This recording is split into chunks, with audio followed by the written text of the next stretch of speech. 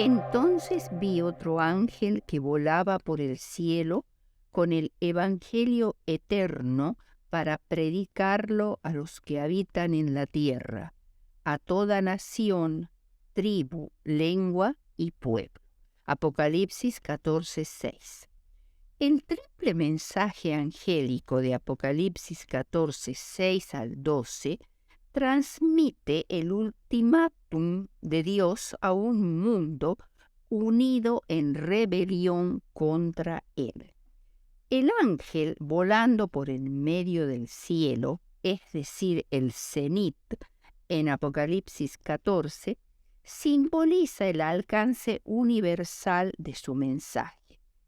Esta esfera de acción universal es el verdadero mensaje de reavivamiento para el fin. Desarrolla la promesa de Cristo y será predicado este Evangelio del Reino en todo el mundo para testimonio a todas las naciones, y entonces vendrá el fin. Mateo 24:14. Evangelio, del griego euangelion, que significa buenas nuevas o buenas noticias, y se refiere al mensaje que proclama el cristianismo, la salvación del hombre mediante Jesucristo. Estas buenas nuevas fueron reveladas en embrión desde el principio de la existencia del pecado. Por ejemplo, la promesa de Génesis 3:15 dada a Eva y Adán, y la promesa de Génesis 2:3 dada a Abraham. Pero más ampliamente lo hicieron los escritores bíblicos posteriores, especialmente Isaías, a quien se lo llama el profeta evangélico por esta razón. Isaías 49:15-16, por ejemplo, dice: ¿Se olvidará la mujer de lo que dio a luz para dejar de compadecerse del hijo de su vientre? Aunque olvide ella, yo nunca me olvidaré de ti. He aquí, en las palmas de las manos te tengo esculpida. Delante de mí están siempre tus muros. Y los capítulos 60 al 62 son mesiánicos, especialmente. Jesús anunció su ministerio al pueblo de su aldea de Nazaret usando precisamente las palabras de Isaías 61, 1 y 2, como lo registra el Evangelio de San Lucas, capítulo 4, 18 y 19. Las buenas nuevas se llaman también el Evangelio de Cristo, el Evangelio de la gracia de Dios, un misterio, el Evangelio del Reino. Cristo ordenó a sus seguidores predicar el Evangelio a toda criatura, y esta predicación global es una de las señales de la venida de Cristo. El adjetivo eterno aplicado al Evangelio en Apocalipsis 14:6 tiene un significado especial. Afirma que el Evangelio del tiempo del fin es el Evangelio inalterado de los apóstoles de Jesús. El Evangelio del tiempo del fin no es un Evangelio diferente, sino el mismo Evangelio expuesto por Pablo en sus cartas a los romanos y a los gálatas especialmente.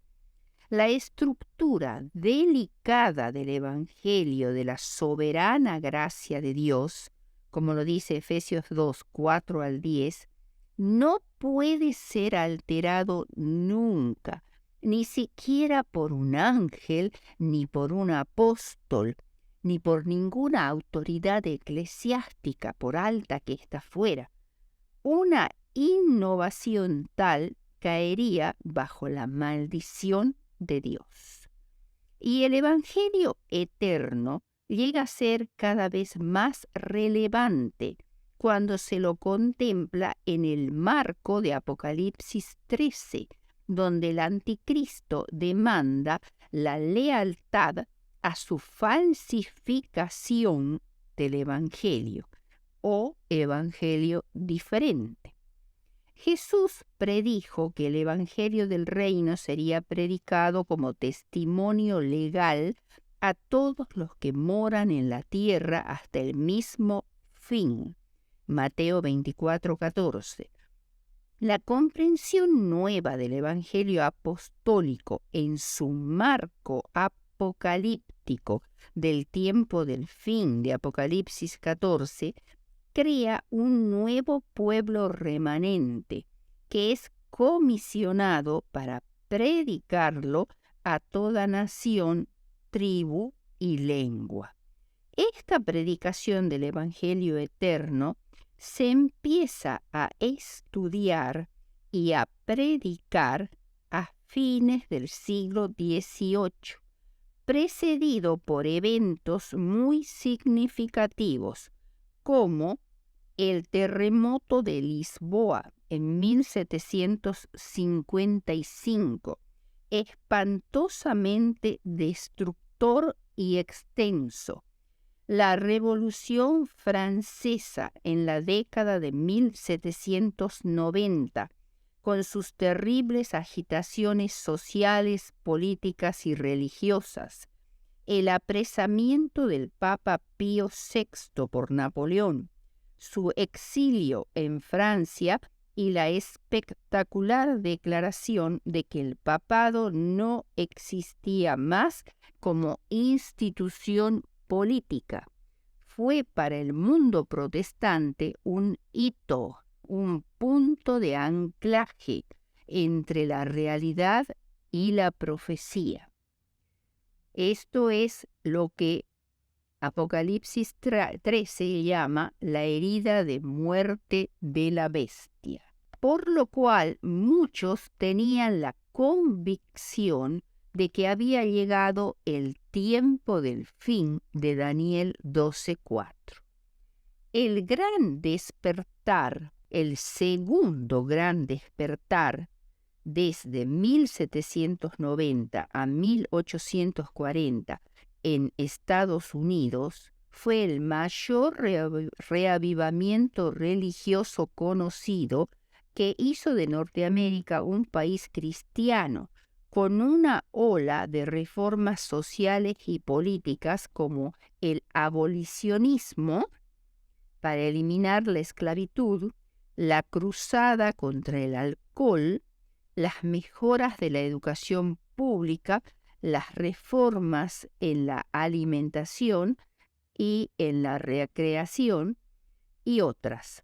Fue después del cumplimiento de los 1260 años de la supremacía del papado en 1798 que se dio como una gran explosión el estudio del libro de Daniel, que hablaba de la proximidad del juicio y de la segunda venida de Cristo. Hubo muchos pastores y estudiosos de la Biblia, como Joseph Wolf, François Gussen, Leonard Kelber, Thomas Playford, Daniel Wilson y sobre todo Guillermo Miller en Estados Unidos, que estudiaron la profecía de los 2300 años de Daniel y especialmente este último estableció su cumplimiento para el año 1843 aproximadamente. Se le unieron muchos otros pastores como Josué Himes, Josías Leach, Carlos Fitch, José Bates y Jaime White.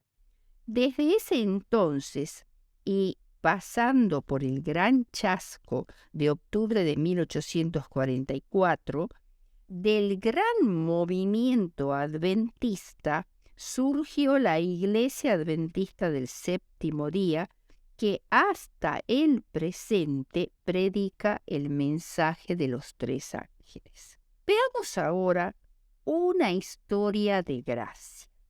El mensaje de los tres ángeles es una historia de gracia, porque nos habla del inconmensurable amor de Dios por la humanidad y su plan para salvarnos del mal.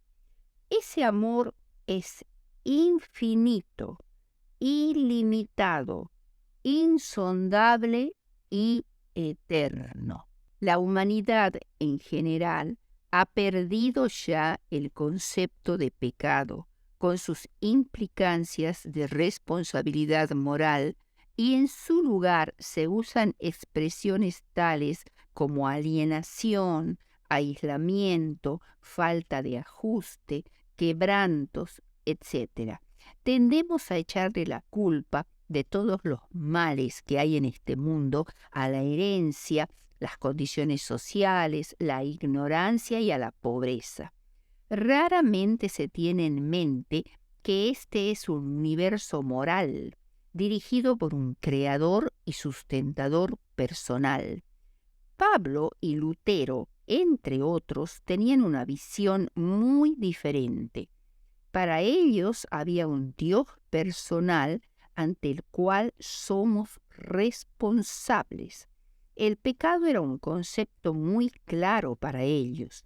Debemos comprender que si no tenemos en cuenta la maldad y el pecado personales, no tenemos necesidad de justificación ni de salvación. Primero debemos entender lo que es el pecado, que es el mal uso del libre albedrío que Dios nos ha dado y que éste nos lleva al pecado y a tener una naturaleza carnal y ser esclavos de Satanás. Los designios de la carne son enemistad contra Dios, dice Romanos 8:7. Por el solo hecho de haber nacido, el hombre es desde entonces el esclavo de Satanás, de sus propios malos deseos y apetitos. Aunque no estemos en rebelión visible y abierta contra Dios, la enemistad contra Él y su voluntad permanece siempre latente dentro de cada persona no convertida. Por temperamento somos enemigos de Dios y nos rebelamos contra Él en actitud, pensamiento, palabras y actos, y todo esto es pecado. Sin embargo, todos estos son más bien los síntomas de una actitud de separación mental o espiritual de la voluntad de Dios. Esta es la esencia del pecado. En el universo de Dios, la destructividad del pecado es abrumadora. El pecado, por su naturaleza, es tan inflamable como la gasolina. Es tan desastroso como caminar indiferentemente con un carácter manchado por el pecado, como sería, por ejemplo, deambular por ahí con la ropa empapada de gasolina. La chispa que eventualmente encenderá el pecado y a los pecadores es la presencia de un Dios santo, porque nuestro Dios es como fuego consumidor. Hebreos 12:29. Y el fuerte será como estopa, lo que hizo como centella, y ambos serán encendidos juntamente y no habrá quien apague, dice Isaías 1:31. Porque la maldad se encendió como fuego, cardos y espinos devorará, y se encenderá en lo espeso del bosque, y serán alzados como remolinos de humo. Isaías 9:18. Con el pecado de Adán y Eva se abrió la compuerta al desastre en lugar de ser un paso hacia la excelencia moral. Llevó a la alienación y a la separación de Dios, hacia la muerte y la extinción eterna. Pero Dios aún amaba al hombre y tenía una responsabilidad moral para con sus hijos terrenales. Él no eludió esa responsabilidad, sino que la asumió a través de su plan de salvación. A través de ese plan, Adán y Eva y todos sus descendientes podían salvarse del pecado y sus estragos, y hacía posible el plan original de Dios, que el hombre viviera en feliz comunión con Dios y los ángeles santos por la eternidad. Dios nos escogió en Jesús antes de la fundación del mundo, como dicen Efesios 1:4 y 2 de Timoteo 1:9. Así como el comprador asegura su auto nuevo antes de sacarlo de la agencia, así también Dios aseguró su creación con el seguro de la redención en caso de accidente antes de comenzar su obra creadora. El plan de nuestra redención no fue una reflexión ulterior formulada después de la caída de Adán. Fue una revelación del misterio que por tiempos eternos fue guardado en silencio. Romanos 16:25, citado en Deseado de todas las gentes, página 13 de Elena de White. Dios implementó este plan de rescate mediante el método de la justificación. Pablo, gran expositor de la doctrina de la justificación por la fe, presenta en primer lugar al pecador como un criminal condenado a muerte ante la ley. En este marco legal o forense, la justificación es lo opuesto a la condenación. En los escritos de Pablo, justificar generalmente indica el acto o proceso mediante el cual el pecador es puesto otra vez en una situación correcta con Dios. A pesar de que el pecador debería morir instantáneamente como resultado de su alejamiento de la voluntad expresa de Dios mediante su método de justificación, Dios protege al pecador del efecto instantáneo de su pecado. Dios lo trata no como merece, sino como si fuera justo y bondadosamente le prolonga la vida, aunque no merece más que la muerte. No quiero la muerte del que muere, dice Dios en Ezequiel 18:32. Ha rodeado al mundo entero de una atmósfera de gracia tan real como el aire que circula en derredor del globo. Camino a Cristo, página 67, Elena de White. ¿Por qué hace Dios esto? Porque quiere darle tiempo, oportunidad para venir a Él, de apropiarse de su poder y de vivir en íntima comunión con Él. Por medio de la justificación, Dios salda su responsabilidad moral con toda la raza humana, vindica su equidad, proporciona a cada persona una oportunidad para considerar su situación de pecado, capacita al pecador para escapar del resultado final del pecado al aceptar el don de la vida eterna. Esto es la justificación temporaria universal o forense, la cual permite la existencia humana en la tierra. No confiere la salvación ni el don de la vida eterna. Cuando Adán y Eva en el inmaculado jardín del Edén comieron de la fruta prohibida, Jesús se colocó en la brecha. Cristo, el Hijo de Dios, se colocó entre los vivos y los muertos, diciendo: «Caiga el castigo sobre mí, estaré en lugar del hombre, él tendrá otra oportunidad».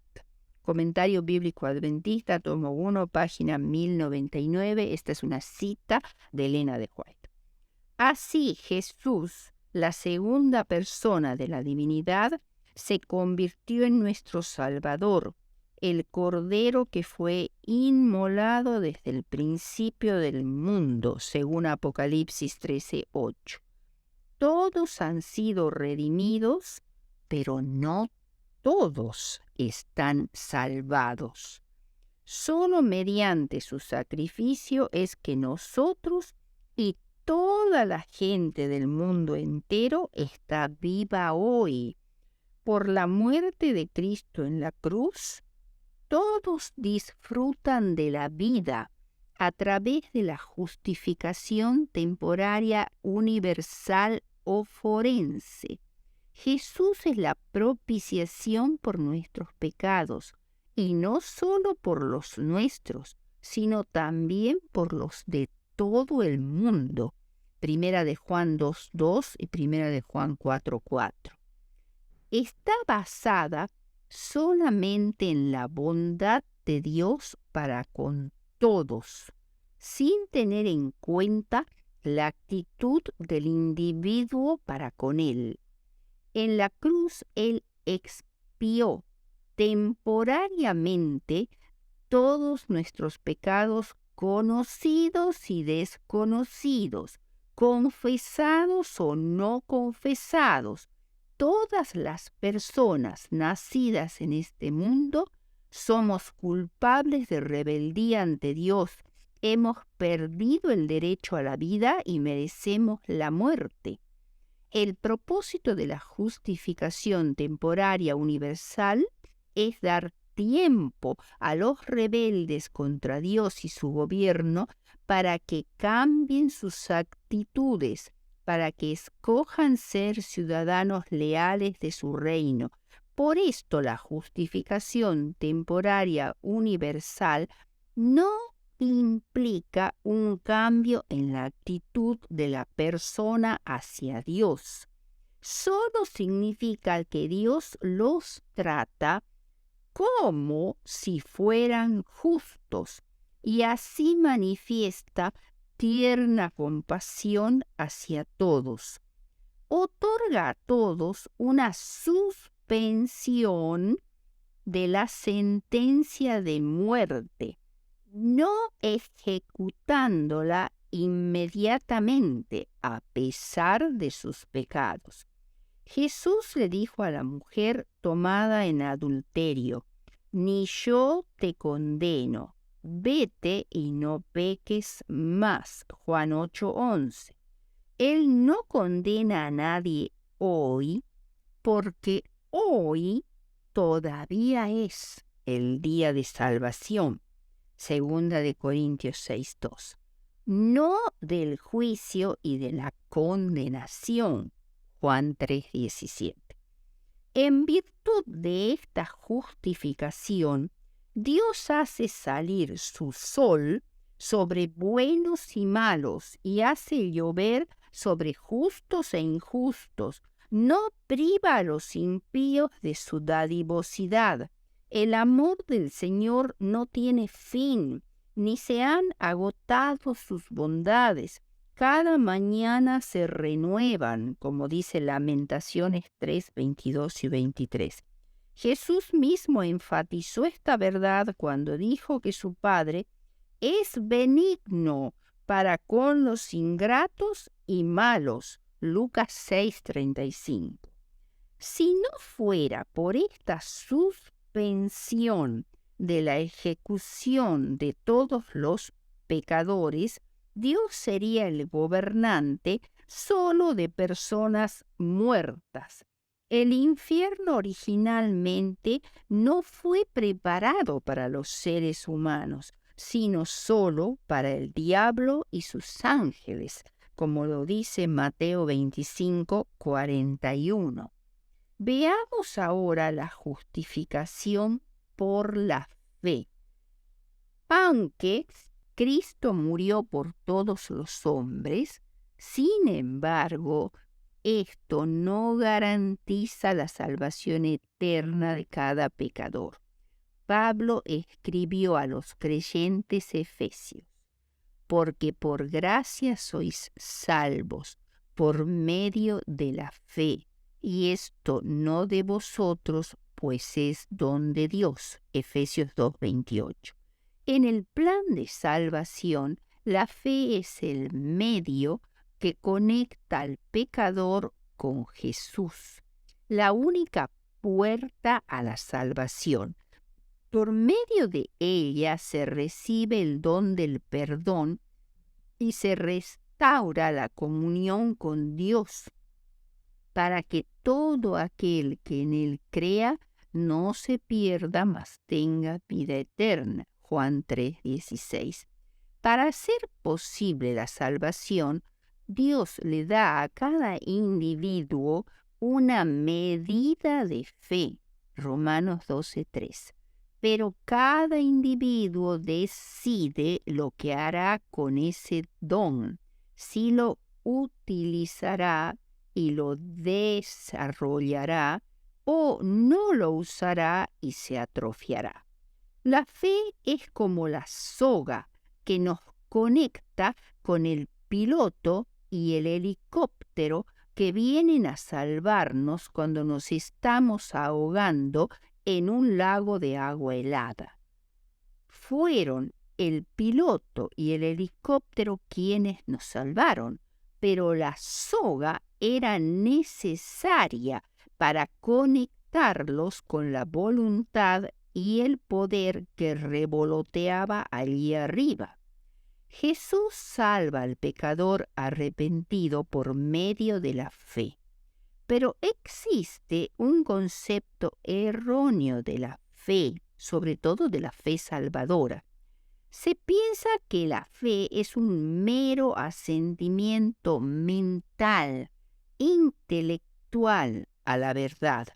Pero este no es el caso, porque aún los demonios creen que Jesús es Dios, pero lo creen y tiemblan, porque eso es tan solo un conocimiento intelectual.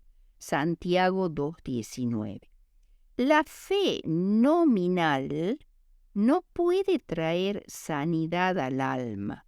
La única fe que nos beneficiará es la que lo acepta como Salvador personal y nos pone en posesión de sus méritos.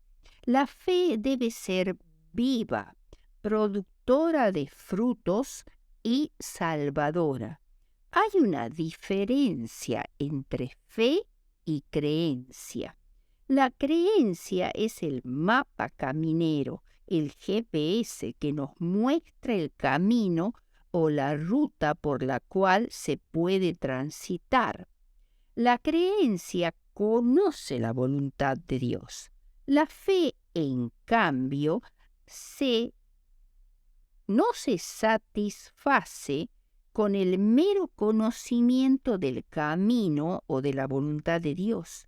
La fe es confianza, es conformidad con la creencia, pero que nos lleva a la obediencia, al hacer, a la acción, en conformidad con lo que Dios nos pide. La creencia es mero asentimiento mental, pero es inactiva. La fe es una actitud de confianza completa y lealtad a Jesús. Nos lleva a una entrega a Dios, a sus caminos y a sus planes. Es experiencial, nos induce a escoger su camino en lugar del nuestro. Otro detalle de la fe salvadora es en quién la depositamos. Eva poseía una fe sólida, viva, pero la depositó en la serpiente, la cual la llevó a la acción pecaminosa. La fe salvadora está anclada en Jesús. Jesús es la poderosa ancla del alma y es salvadora, porque en ningún otro hay salvación, porque no hay otro nombre bajo el cielo dado a los hombres en que podamos ser salvos. Hechos 4:12. Para el incrédulo, el riesgo de la fe parece demasiado grande. La persona con fe salvadora se entrega a Jesús y gozosamente pone sus elecciones en línea con la voluntad de Dios. La fe salvadora es la decisión de la persona de confiar en Jesús. Todo aquel que en él cree no se pierde, mas tiene vida eterna. La justificación por la fe descansa en nuestra aceptación de lo que Cristo ya ha hecho, no en lo que nosotros hemos hecho o podemos hacer. Al aceptar la reconciliación de Dios, el creyente recibe perdón y paz, mientras Cristo lo viste con el manto de su propia justicia y lo sella con el Espíritu Santo. El tercer punto que vamos a considerar es vayan por todo el mundo. Esta es una misión tan grande, tan inmensa, tan abarcadora y tan completa que ocupa toda la atención. Exige nuestros mejores esfuerzos y requiere nuestro compromiso total. Nos inspira a algo mucho más grande que nosotros mismos y nuestros pequeños planes. Es la tarea más grande jamás encomendada a su iglesia. La predicación del Evangelio eterno atraviesa las fronteras geográficas, penetra en las regiones más remotas de la tierra. Con el tiempo impactará al mundo entero. Ha llegado hasta ahora a más de 210 de los 235 países del mundo reconocidos por las Naciones Unidas.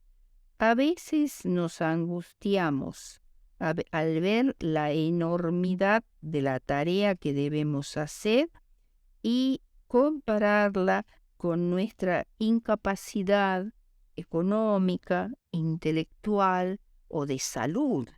Nos preguntamos, ¿cómo llegaremos a tantas personas que nunca han escuchado siquiera del cristianismo y que viven en las tinieblas del error? ¿Cómo llegaremos a un mundo tan secularizado que desconoce todo de Dios? Sin embargo, la obra está en las manos de Dios. Solo debemos hacer lo que está delante de nosotros de la mejor manera posible.